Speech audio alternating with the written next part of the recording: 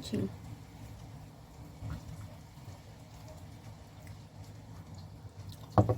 Boa noite, gente. Vamos bater um papo aqui enquanto eu tomo vinho frisante rosé num copinho de uísque. A gente tinha duas opções de copinhos, que eu acho chique, que é esse aqui ou esse aqui. Talvez a gente vá mudando durante o vídeo, talvez eu enche esse aqui, porque esse aqui fazer assim é muito mais legal agora que eu percebi. E enquanto o meu gato mastiga as cordas do meu cavaquinho. Esse vídeo não tem roteiro, não tem nada, como todos os meus vídeos, eles apenas surgem do fruto da minha imaginação. É um assunto que eu pensei ontem à noite, enquanto estava tendo insônia, e resolvi compartilhar com a internet, já que não tenho amigos. Que é sobre feminilidade, sobre ser menina neste vasto mundo. Como assim feminilidade? Bom, eu sempre fui uma criança muito feminina. Eu sempre gostei muito de rosa, sempre amei glitter, tudo que tinha glitter eu usava. Eu era fã número 1 da Barbie. Não existia criança que gostasse mais de Barbie do que eu. Eu sempre fui cheia de frufru, eu não usava calça, eu só usava saias e vestidos e tops. Hoje em dia, continua a mesma coisa. Eu me visto exatamente igual. Depois da Barbie veio a Monster High, mas aí isso é história para depois. Porém, eu sempre fui muito julgada por ser muito feminina. Os meninos da minha escola nunca me levavam a sério. Mas eles levavam a sério as outras meninas, que eram exatamente como eu. Elas também eram femininas. Elas também gostavam de rosa. Elas gostavam de pintar as unhas. Elas eram um pouco cruéis, mas elas eram femininas. Então eu nunca entendi por que eles não gostavam de mim. Teve vários episódios que eu não vou comentar sobre, que eu fui muito excluída do grupinho dos meninos. O que, para ser sincera, eu poderia dizer que eu não me importava nem um pouco, mas eu me importava. Eu era excluída do grupinho dos meninos e por causa disso eu era excluída do grupinho das meninas, porque as meninas queriam agradar os meninos. Então eu passei a ser como os meninos. Eu ainda vestia rosa, mas eu agia que nem um menino. Eu era a criança mais rebelde e que aprontava que vocês podem conhecer. Eu me enfiei dentro de um esgoto uma vez porque me desafiaram. Meu gato está destruindo as minhas coisas. E eu passei a ser conhecida por isso. Tudo bem, os tempos cresceram, eu comecei a entender melhor os gêneros e feminilidade, sexualidade, as coisas que eu gostava.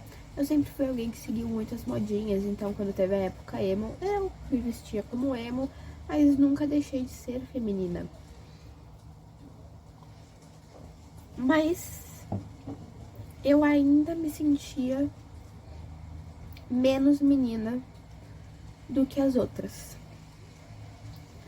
Todas as meninas e mulheres que apareceram na minha vida, ou estão na minha vida, ou já estiveram, ou eu vi na rua uma vez, elas têm uma coisa que eu não tenho. elas andam por aí como se o mundo fosse delas. Pode até ser, não, elas podem nem fazer de propósito, mas elas andam como se elas soubessem quem elas são. E eu sempre quis isso. Elas são delicadas, elas são arrumadas, as unhas delas são perfeitas, elas se vestem bem, as roupas delas caem bem no corpo delas. Elas são todas diferentes umas das outras. Elas têm tipos diferentes de corpos, de aparências, de pele. Não é nenhuma pessoa, não são pessoas iguais, não é um padrão. Mas todas elas são mulheres. E eu não.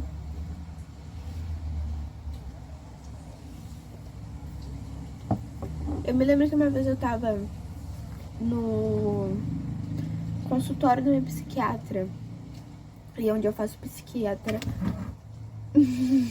Temos uma visita.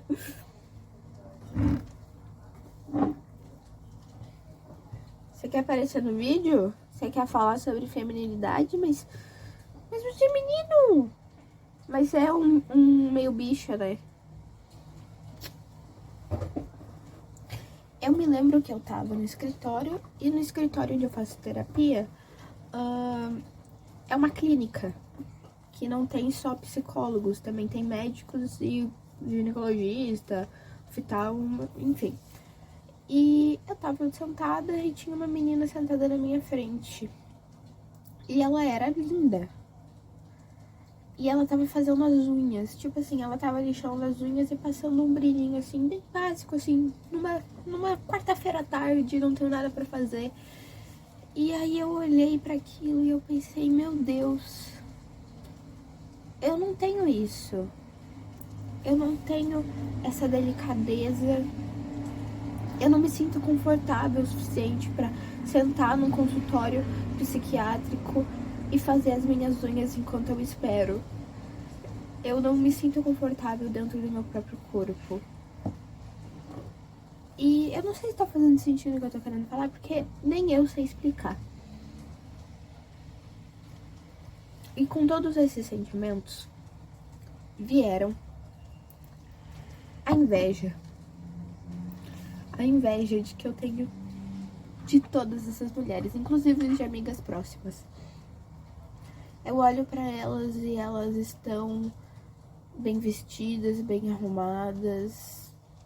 E eu não, eu sempre pareço que tô suja, um maltrapilho, apesar de eu saber que eu não estou.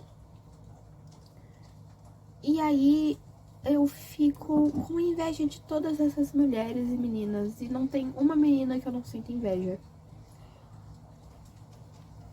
O que também leva à obsessão. Eu sou obcecada por elas. Eu sigo todas elas nas redes sociais, eu stalkeio elas todos os dias. Eu sei tudo que eu posso saber dentro dos limites da vida delas. Eu curto fotos.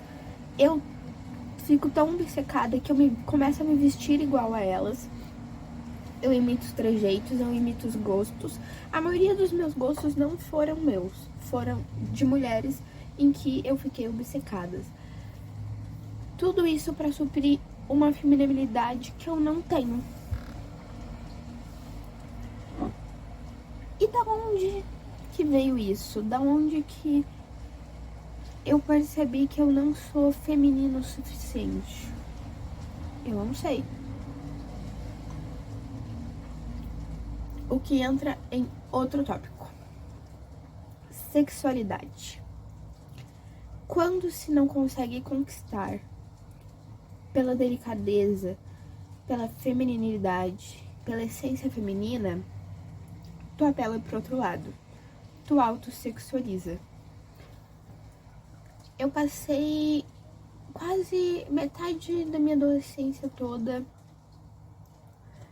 fazendo de tudo para ser vista como algo sexual, mas de uma forma muito, muito, muito discreta, porque eu também não queria ser chamada de puta. Então, eu passei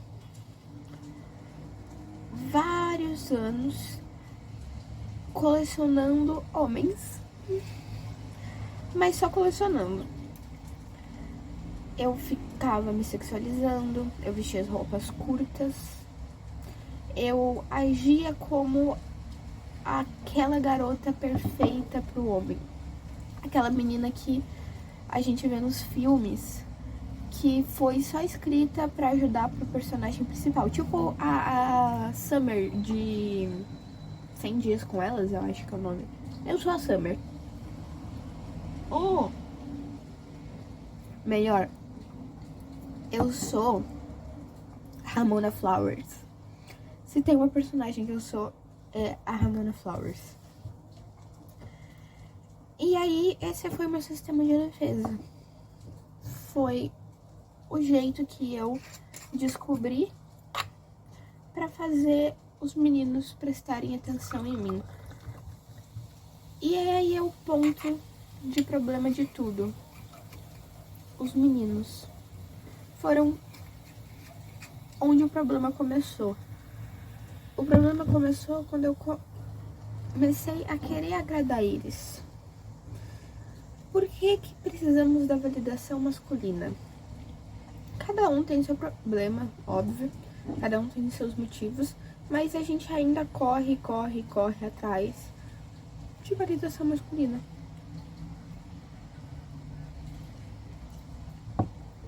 Isso tá tão enraizado que acaba sendo para outras mulheres também. As mulheres acabam agindo como os homens, muitas das vezes. E o problema é que eu não sei, e talvez eu nunca descubra, como agir naturalmente perto de outros seres humanos. Como ser eu mesma e me sentir confortável dentro do meu próprio corpo. Sendo mulher. Enfim, eu tô divagando demais. Tô começando a dar um brilhozinho nisso aqui, isso é forte, aparentemente. E eu sou vaga por bebida. Mas fica aí a reflexão do vídeo, que ninguém vai ver. Como toda boa redação que eu faço e eu nunca sei botar uma conclusão, meus vídeos no YouTube são iguais. Voltei só pra dar um tchau decente pra vocês. Beijos.